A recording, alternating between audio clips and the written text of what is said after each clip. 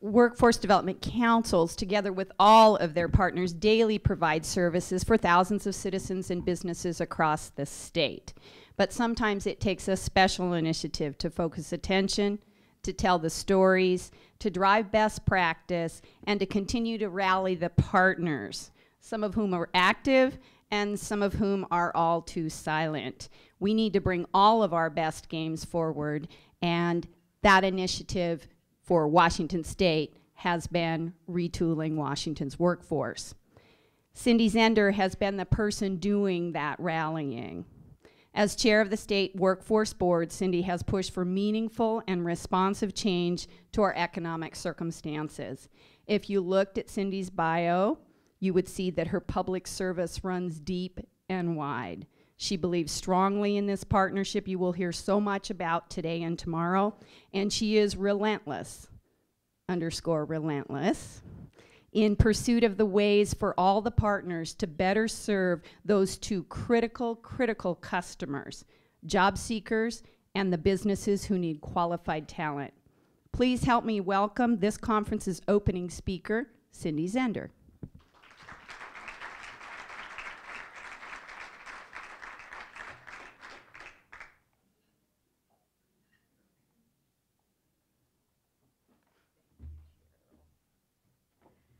Well, thank you all. This is a remarkable event. Congratulations to the WEDA board and leadership and to your membership. I understand that you've increased the attendance at this meeting by 50%. Which has taken a tremendous amount of work. I want to congratulate also, I'll take a moment of personal privilege and congratulate the staff of Gordon Thomas Honeywell, Noah, James, and Hallie for working with the WEDA Association to put on this great event. For me, this is an important event because I have been able to see so many old friends. I looked across the room and there was Marie for I don't know how many years, and I hadn't seen her for a while. And also, it's an opportunity to see so many friends that I have made over the last year. You know, tough times, we get a measure of each other as we work together in tough times. And in the workforce and economic development world, this has been the most challenging time I think that any of us have experienced in our lifetime. And I think that probably any more challenging than we ever anticipated there could be. It has been a challenging time. It has been, and it has taken a long time. So I think most of the time for us, the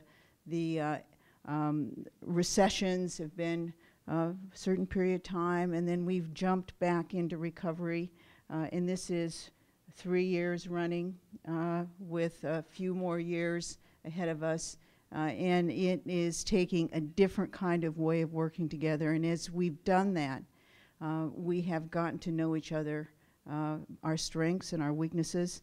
And for me, I have developed many new friends, and it's just a pleasure to be back a year later from when I spoke with you and to meet and see my old friends, as well as get a chance to talk with the new friends that I've made over the last year.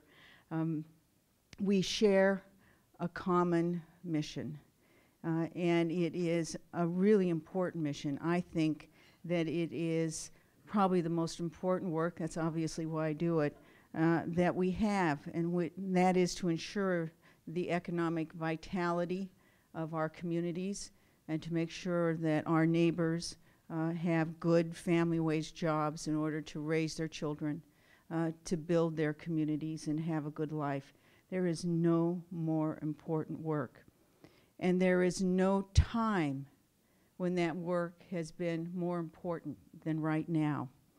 And so to be able to work with all of you who share that mission and to know that we have such a strong group of people to carry that out in Washington State is truly a remarkable thing, and I'm so pleased to be here and to see such a strong showing at this conference.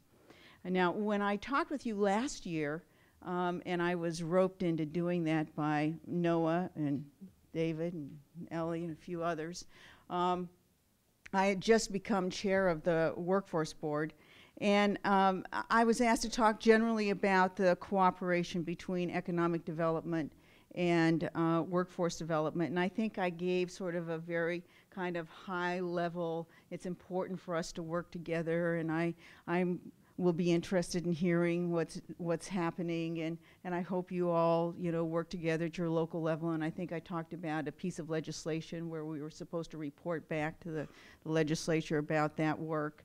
And I had no clue about, first of all, what was really going on out there, and also the depth to which we would be able to, in this next year, grow those relationships and strengthen them to the point where we could come back, and this meeting is actually a joint meeting.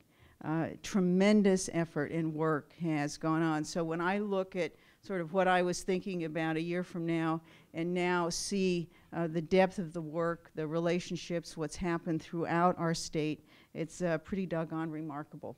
And so I guess there's another reason to congratulate you all on a very, very successful year. So when we started about a year ago our strategic planning for the Workforce Board, and I think it was one of my first meetings, we were handed a pretty thick document. Eleni, I don't know how thick, how many pages it is, but it's the Workforce Board's High Skills, High Wages document, and it is comprehensive in what it covers in terms of workforce issues. And we set it down. And I said to the board at that time, you know, there's no bigger challenge we have right now as a system than to figure out and answer the questions for our citizens, for our fellow workers, for our employers, about how this system is going to meet the challenge of this economy. That is our job, and we need to figure it out together. And not only do we need to figure that out, but we need to do it and meet that challenge in a time of really diminished resources. And we need to do this together. And so we set out to figure out how we met that challenge. And we did what really, if you think about, most families and communities do when they're faced with that kind of a crisis. First of all, we called on our friends and neighbors for help and for their ideas about what we should do. We figured out and got the best ideas from everybody and picked a few and developed a plan of action. We figured out how to share resources because we know that we didn't have enough to go around anymore, and we needed to all contribute to the pool. And then we planned very carefully, and we started checking what we're doing carefully to make sure that we're not wasting the efforts, to make sure that the priorities and the targets in our action plan really is meeting that challenge. And here's how we did it. We did call on our friends, and there's a number of you in the economic development world that attended meetings that we had, wondering why in the heck you were attending one more workforce development meeting. But we invited you. We invited all the partners in this system. We had meetings in Eastern Washington and in Western Washington. And we sent out this framework. We called it Retooling Washington's Workforce. And our basic thoughts were, you know, not particularly profound, but they were about what we needed to do. And that is, for every worker we touched, we wanted to make sure that they were better prepared to meet the economic challenges ahead. And for every employer we touched, we wanted to make sure that they had the workers who could support their business and make sure that they had a successful business in the future.